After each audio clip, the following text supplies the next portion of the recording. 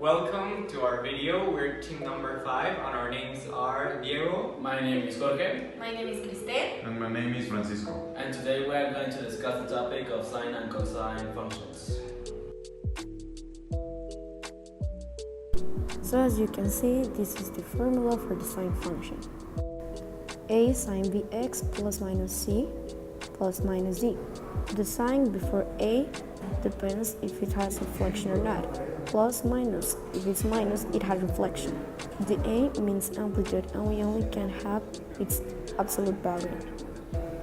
Now I pass to B. B is 2 pi over B. This will give us the period of our graph. Now C, plus minus C. This will give us the horizontal shift if it goes to the right or if it goes to the left. We use an initial point that is x plus c equal to 0 and final point that is x plus z equals to 2 pi. Now plus minus d. This gives us the vertical shift if it goes up or if it goes down. Now we'll explain the shape for the sine and cosine function. We'll start with the positive sine function.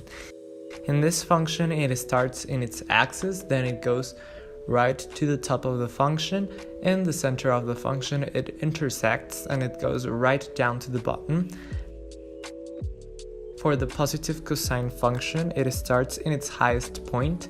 At the middle of the function, it goes right down to the bottom. And at the end of the function, it returns to its highest point. For the negative sine function, it starts in its axis and instead of going right to the top, it goes right down. And at the center of the function, it intersects again and it goes right to the top of the function. And it returns to its original point at the end of the function. For the negative cosine function, it starts in its lowest point. At the middle of the function, it is located in the highest point, and at the end of the function, it returns to its lowest point. Using this example, we are going to solve the sine function in a graph. Firstly, we are going to determine values. This equation is going to be divided into 4 parts. Part A, B, C, and D. A is this part, which is always located next to the sign. So A value will be 3. Now B is a value that has always Vx. So in this case, B value would be 1/3. C is the value which has the pi on it. And in this case, this value is 1. And now D, which is the vertical shift, is always the independent term. So in this case, D will be -2. We have to check always that the sign has either a positive or a negative sign. When it has, which is not the case, but when it has a negative sign, this is called reflection. And we have to indicate that either it has it or not. But in this case, it doesn't. Well, there's also some values we need to solve before we start the graph. For example, B stands for the period of the graph, which is the value that will indicate the length of the wave. To solve letter B, or period, we need to divide 2 pi over B, which in this case is 1/3. And the result of this division will be 6 pi. Now, using the letter C, which will give us our initial point and our final point, we are going to solve it. Now, how do you solve letter C? Well, first, this stands for initial point, and this stands for final point. We need to copy the values that are in the parentheses. So, in this case, it's x over 3rd minus pi. And for the initial point, we need to equal this equation to 0, and for the final point need to equal this equation to 2 pi. Now, solving this equation, the result would be 3 pi, and solving this equation, the result would be 9 pi, and we start from 3 pi and end in 9 pi. With these values that we already got from the equation, we are going to graph the wave. Now, firstly, we need to locate where the wave is going to start, and this value is gotten from the d, which is our vertical shift. Now, since d is in -2, the wave will begin in -2. Now, the a stands for the deviation of the wave. Now, since the a value is 3, we are going to count 3 numbers upwards and downwards from -2, which in this case is 1 and -5. Now, we already got the wave like separation, and now we are going to locate the initial points and the final points. We already got them, so in this case the initial point is 3 pi and 9 pi is our final point.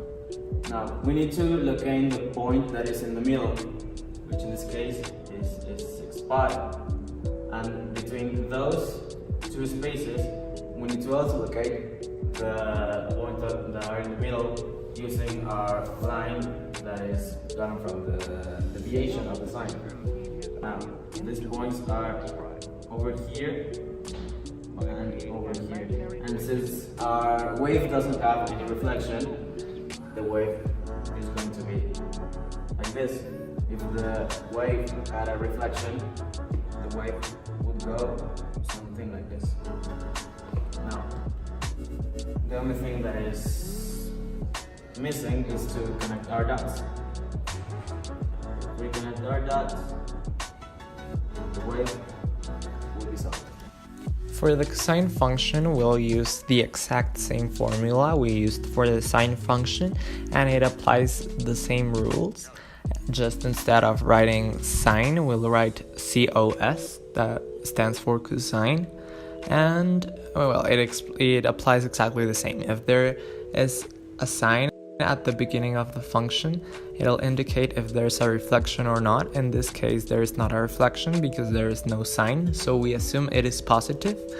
The letter A represents the amplitude of the wave, how big or how little it is. The term B represents the period, and you can obtain letter B by using the formula that is indicated, that is 2 pi divided by b. Letter C indicates horizontal shift, and you can obtain letter C with the formulas that go initial point and final point. And finally, letter D indicates if there is a vertical shift in the function or if there is not. We will make a cosine function example. So, we have y is equal to -5 cos, in parentheses 3x minus pi, close parentheses, plus 2. So, for letter A, we will take absolute value of -5, that it's 5. For letter B, we will take the number 3 that it's in the parentheses, only the number 3. For letter C, initial and final point, we will take everything that is in the parentheses and equal it in the case of initial point to 0. So we have 3x minus pi is equal to 0. We solve for x and we get x is equal to pi divided by 3. In the case of final point, we will take again everything that is in the parentheses. So we have 3x minus pi is equal to 2 pi. We solve for x and we get x is equal to pi. We will take for letter D the number 2 at the end of the function and we have a reflection because of the negative sign at the beginning of the function. We make our graph. We will take our initial and final point and put them in the graph. Because of the reflection and the negative sign at the beginning of the function, we will make our graph upside down. So, we will take under number 2 and place it on the graph and mark it with a dotted line. After that, we will take our amplitude, that is absolute value of -5, that is 5, add from number 2, we'll count up and down 5 spaces. So, 1, 2, 3, 4, 5, and our dotted line in both cases. We mark our point pi divided by 3 and put it as our initial point. Then we take x is equal to pi and place it in the graph as our final point. And in the middle of the graph, we will take one more point so we can make our graph.